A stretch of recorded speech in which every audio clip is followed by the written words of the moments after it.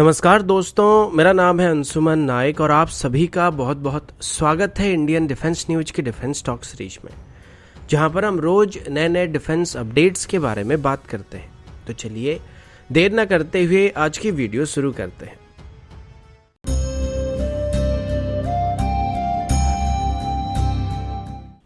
आज की पहली अपडेट मलेशिया की लाइट कॉम्बैट एयरक्राफ्ट की टेंडर को लेके है। आप सभी को 1 या 2 दिन पहले मैंने बताया था कि मलेशिया की लाइट कॉम्बैट एयरक्राफ्ट की टेंडर में भले ही तेजस को फ्रंट रनर बताया जा रहा है, लेकिन इसमें अभी साउथ कोरिया की FA-50 सिलेक्ट होने के चांसेस बढ़ रहे हैं, क्योंकि साउथ कोरिया की तरफ से अपनी FA-50 को बहुत ही कम कीमत पर ऑफर करने की बात सामने आई थी, जो कि बस $26.5 मिलियन की यूनिट कॉस्ट के साथ ऑफर किया जा रहा था। तो आज फाइनली टाइम्स ऑफ इंडिया की तरफ से पब्लिश की एक रिपोर्ट में बताया जा रहा है कि मलेशिया की इस टेंडर में रॉयल मलेशियन एयरफोर्स की तरफ से तेजस के बदले साउथ कोरिया की FA-50 को सिलेक्ट किया गया। लेकिन टाइम्स ऑफ इंडिया की रिपोर्ट के मुताबिक भले ही इस टेंडर में अभी FA-50 को सिलेक्ट किया गया है, लेकिन इसके तुरंत बाद ही इस टेंडर को लेकर काफी सारे कंट्रोवर्सी चालू हो गया है, क्योंकि इसमें साउथ कोरिया की FA-50 की सिलेक्ट होने के तुरंत बाद ही मलेशिया की फाइनेंस मिनिस्ट्री की तरफ से इस टेंडर पर ऑब्जेक्शन किया जा रहा है, क्योंकि मलेशिया की फाइनेंस मिनिस्ट्री के मुताबिक इस टेंडर के लिए जो बजट एलोकेट किया गया था उसमें 3.5 बिलियन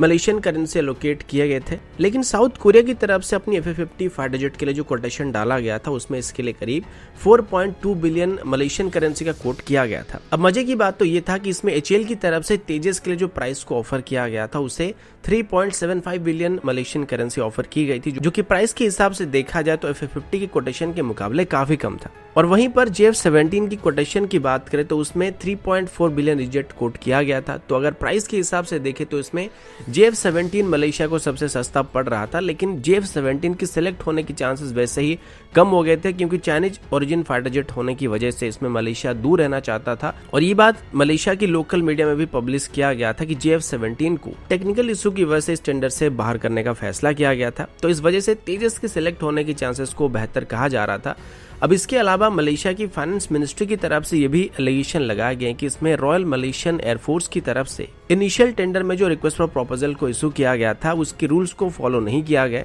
और अपनी रिक्वायरमेंट को यहाँ पे डाइल्यूट किया गया, और इस वजह से मलेशिया की हायर ऑफिसर्स के ऊपर अभी घूसखोरी का इल्जाम भी लगाया जा रहा है और कमीशन खाने की वजह से यहाँ पर FA-50 को सिलेक्ट किया गया, ऐसा बताया जा रहा है। क्योंकि तेजस रॉयल मलेशियन एयरफोर्स की टेंडर के मुताबिक सभी टेक्निकल रिक्वायरमेंट को पूरा कर रहा था और FA-50 के मुकाबले तेजस हर मामले में काफी बेहतर था और इसमें FA-50 के मुकाबले इसको कम कीमत पर भी ऑफर किया जा रहा था। तो उस हिसाब से तेजस को L1 बिल्डर होना चाहिए था, लेकिन फिलहाल अभी तक इस पर HAL की तरफ से कोई स्टेटमेंट इशू नहीं किया गया। लेकिन फिर भी अगर मलेशिया FA-50 को सिलेक्ट करता है तो इसमें उनका ही नुकसान होने वाला है, क्योंकि जो ऑफर भारत मलेशिया को दे रहा था वो कोई भी ऑफर नहीं कर सकता। लेकिन जब तक मलेशिया की फाइनेंस मिनिस्ट्री की तरफ से इस टेंडर के लिए अप्रूवल नहीं दिया था तब तक ये टेंडर फाइनल नहीं होने वाला है।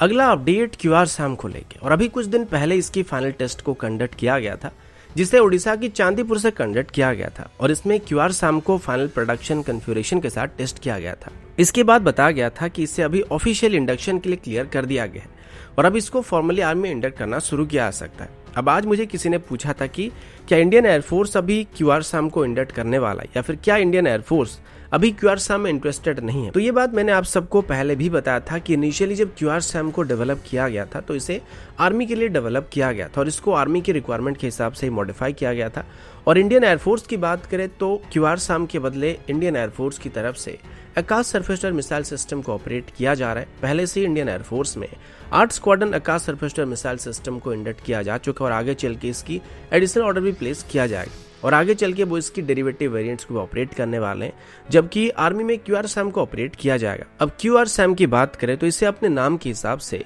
क्विक रिएक्शन सरफेस मिसाइल कहा जा सकता है, जिसको बस कुछ ही मिनट के अंदर डिप्लॉय किया जा सकता है और इसको फायर करने के लिए तैयार किया जा सकता है और इसको स्पेशली हमारे थिएटर कमांड बनने के बाद स्ट्राइक कोर के साथ डिप्लॉय किया जाएगा, जिसमें इसे हमारे ग्राउंड यूनिट्स को दुश्मन की इनकमिंग एयरक्राफ्ट या हेलीकॉप्टर या ड्रोन्स के अटैक्स कवर को प्रोवाइड करने के लिए इस्तेमाल किया जाएगा। इसी वजह से QRSAM को लगभग सभी एल्टीट्यूड में और लगभग हर तरीके की टारगेट के साथ एंगेज होने के लिए डेवलप किया गया, जिसमें लो ऑब्जर्वेबल टारगेट भी इंक्लूडेड है और इसमें आप यूएवी को शामिल कर सकते हैं। अब जहां तक बात रही इंडियन एयरफोर्स की, तो इंडियन एयरफोर्स में अभी QRSAM की स्टैंडर्ड की कोई surface to air missile system की जरूरत नहीं है और अभी इंडियन एयरफोर्स की तरफ से लगभग 18 स्क्वाड्रन MRSAM और 5 स्क्वाड्रन S-400 सिस्टम को इंडक्ट किया जाने वाला है और आगे चल के XRSAM और MRSAM ER वेरिएंट को भी इंडियन एयरफोर्स में शामिल करने का प्लान किया जा रहा है। तो इस वजह से अभी इंडियन एयरफोर्स की तरफ से QRSAM में कोई खास इंटरेस्ट दिखाया नहीं जा रहा है।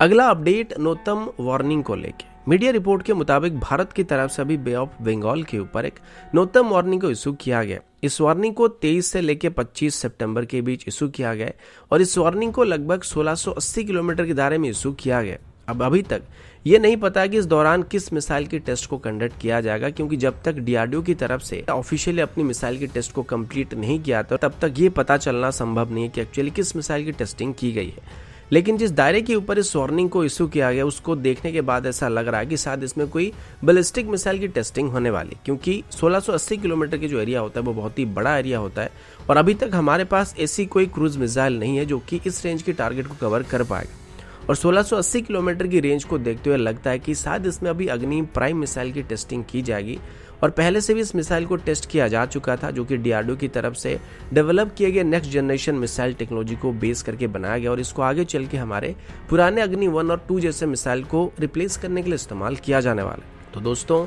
अभी के लिए इतना ही, मिलता हूँ आपसे अगले वीडियो में, तब तक के लिए जय हिंद, वंदे मातरम।